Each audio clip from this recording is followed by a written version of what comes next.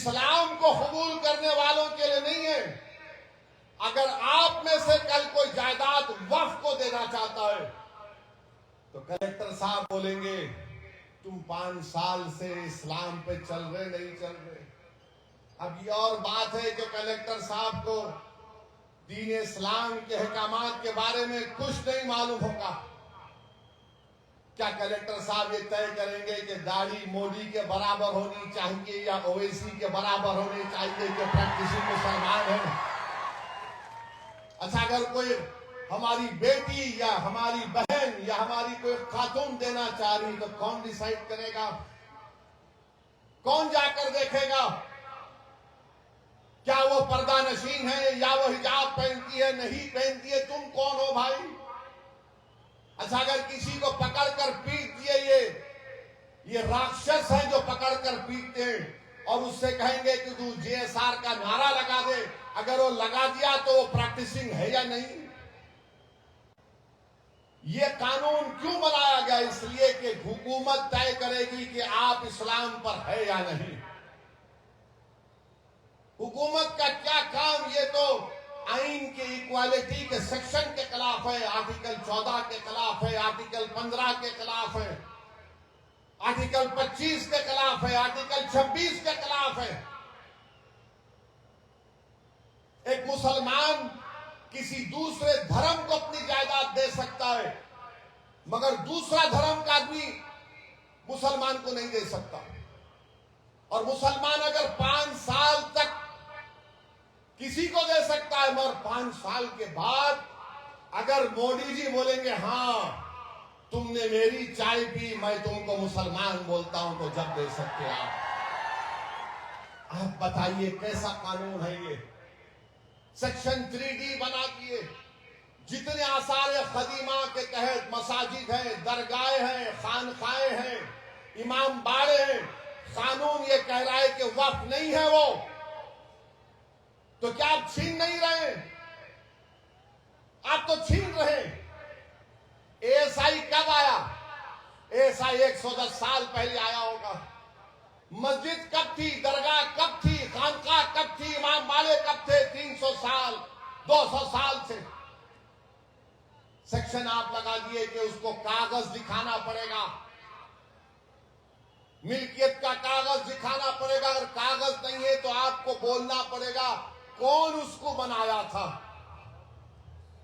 300 साल पहले 200 साल पहले कौन बनाया कैसे मालूम?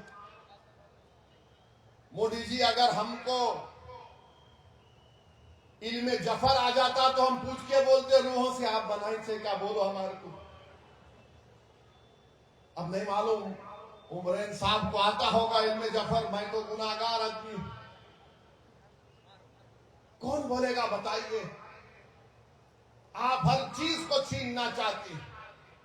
आपने कानून बना दिया कि अगर गवर्नमेंट की प्रॉपर्टी में और वक्फ की प्रॉपर्टी में झगड़ा होगा तो डेजिग्नेटेड ऑफिसर तय करेगा। गवर्नमेंट का अपॉइंटी तो गवर्नमेंट के हक में करेगा ना। तुम बोलते कोर्ट को तय करो, नहीं तुमने कहा हमारा ऑफिसर।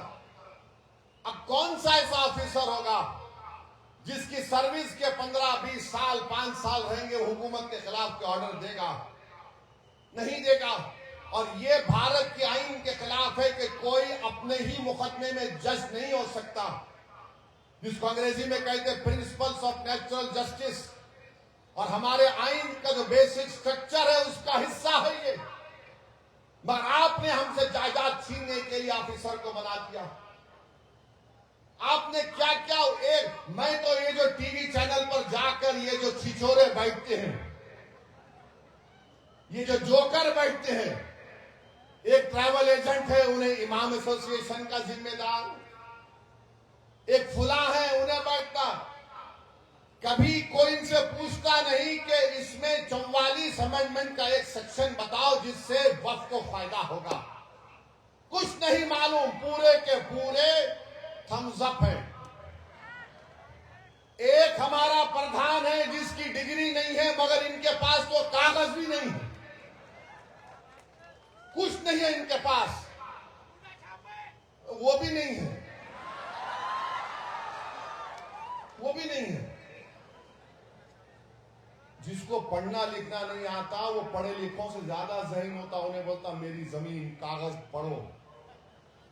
और ये बैठकर ये जो आज बीजेपी की तारीफ कर रहे हैं, याद रखो ये वक्फ की जायदाद का मालिक अल्लाह है, अल्लाह रहेगा। ये तुम्हारी अम्मा के महर में नहीं आया है, सो याद रखो। कभी कभी ऐसा लगता है कि माफ करना मौलाना कह रहा है, इनके लुत्फे में फर्क दिखता मुझे।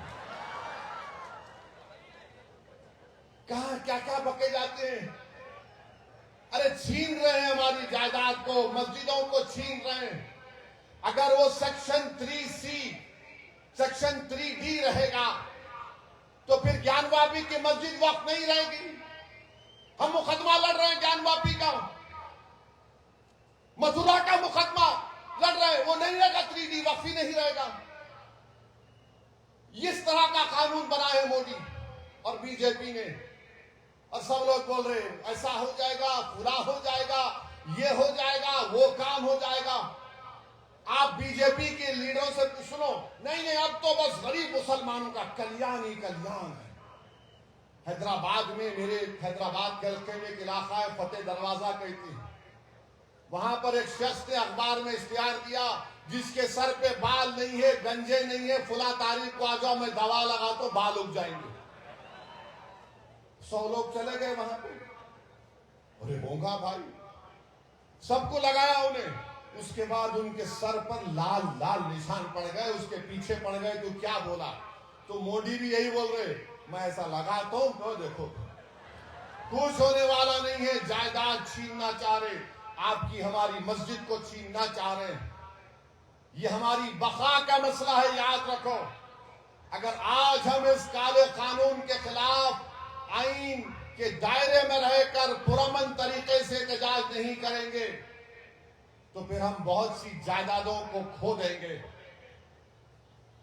आप दिल्ली में 120 प्रॉपर्टीज को हम जो वक्फ की है, सच्चर कमेटी ने कहा 2008 में उसकी लागत 7,000 करोड़ है, या 2025 है।